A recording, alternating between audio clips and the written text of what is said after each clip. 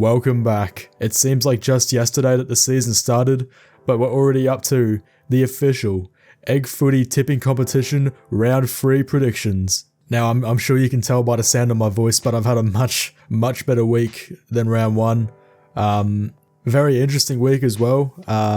Very chaotic week, not just for my team, but for everybody. You know, we had that debacle with the power outage on Friday night, and then the umpiring decision in the Freo North game, among other things. It's been a crazy start to the season, and apparently they also broke an attendance record this round as well, which is pretty cool. Now, you already know the process by now. I'm going to go through my tips from the previous week. I did okay. I got 5 out of 9. Given how unpredictable and crazy the season's been thus far, I'm happy with that. Anything above 4, I think, is a win, because especially in early stages of a season, it's really hard to predict how teams are going to go. You know, anything can happen. It's not until like about round 5, round 6 where you start to get a better idea of where every team is at in terms of their form, their prospects for the season, which teams are contending for a flag, and which teams are going to fall off the face of the earth into a cliff. But for now, it's sort of like a guessing game for me, and I'm sure it is for you as well. But, you know, I got 5 out of 9. Some of these tips, I'm pleasantly surprised that I was wrong.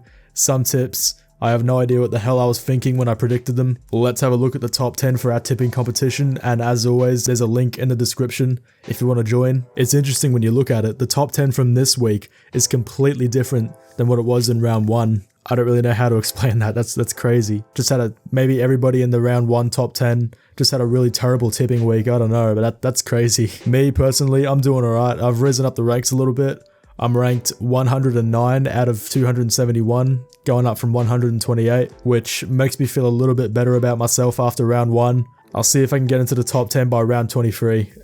Alright, I'm not going to ramble on anymore. Let's get cracking into the round 3 tips, starting with Marvel Stadium, Thursday night footy, 6:20 PM. Now, real quickly, this is 6:20 PM my time, Brisbane time. I had one of my viewers message me on Instagram, worried because they heard my time and they got freaked out thinking that their schedule was wrong. So if you're in a different state and you hear me read out the times, I'm very sorry. I think from now on, I'm not going to read out the times anymore. I'm just going to read out the day so I don't confuse anybody. Because yeah, daylight savings and all that jazz, it's a bit complicated. So I'm just gonna say the date. Thursday, 30th of March at Marvel Stadium, we got Western Bulldogs at home taking on my Brisbane Lions. Now, Western Bulldogs coming off a horrible defeat at the hands of St Kilda. My Lions, sweet redemption against the Melbourne Demons, their bogey team, in what was quite easily the most ridiculous game that I've ever seen live in my entire life. To watch my Brisbane Lions play 3.5 quarters of the best football that I've ever seen them play under Chris Fagan, followed by absolute insanity, was a sight to behold, and hopefully, for my mental health's sake, something that we never see happen ever again. That being said, you already know who I'm picking. My Brisbane Lions. Again, I always tip my Lions no matter what. Last week, I had absolutely no confidence in my Lions and they got the W. This week, I've got slightly more confidence in my Brisbane Lions. I think the Western Bulldogs are going to come out firing this week. They've got a point to prove. They've got a chip on their shoulder. They've had 2 back-to-back beltings at home, and I think they're going to want to try and make a statement against the Brisbane Lions. The Lions, however, are coming off a massive win, an important win, a confidence-boosting win. Joking aside, I think my Brisbane Lions are every chance of winning this game. I don't think it'll be another belting to the Bulldogs. I think it'll be about 20 points, something modest. But I think the Bulldogs are going to come out firing. They won't be holding any punches. It'll be really interesting to see how that one goes. Next up, we got Friday night footy at the G, Collingwood and Richmond. Collingwood are absolutely firing. They absolutely annihilated Port Adelaide last week, took care of Geelong the week before. Both of which are good sides. Like, they're capable of a lot. So for Collingwood to do what they did to those sides is really impressive. And I think they're going to go to 3-0 against Richmond. Even though Richmond had a good win against the Adelaide Crows, they were struggling for a bit. Adelaide got them back to 1 point before they ran out of steam, and Richmond ran away with it. I think Collingwood will get up by about 10 points, something inoffensive. Saturday Arvo, we've got Hawthorn taking on North Melbourne, and I've got North Melbourne taking this one arguably by a lot. I understand it's North Melbourne, but Hawthorn have been absolutely dreadful, and North Melbourne have been absolutely firing. I think Clarko as well secretly. He's really filthy about how his coaching stint ended in 2021 with Hawthorn. The whole succession crap, Jeff Kennett, all that jazz. How Hawthorn handled their racism inquiry, giving him the off-season from hell. I think Clarko is going to be out for blood, and he's going to look to absolutely humiliate Hawthorn in Tassie. He's not going to say it out loud, but I think he's secretly got a grudge. But that's just me. Saturday Arvo at Giant Stadium, we've got GWS taking on Carlton. GWS, they lost to West Coast last week. Carlton coming off a massive win against Geelong. I gave them absolutely no chance. I thought Geelong was going to come out firing. I thought Chris Scott would be having none of it. He'd get his boys up and about, all that crap, but guess not. They were really impressive last week, and I think Vossi will be really happy with that. And I think they're going to go to 2 wins and a draw against GWS at Giant Stadium. GWS, they're showing signs of life. They look better than last week. It looks like Adam Kingsley's going to do alright, but I think Carlton's still going to get up by about 15-20 points, something like that. Now, Saturday night footy, St Kilda taking on Essendon. Both of these teams have been really, really impressive.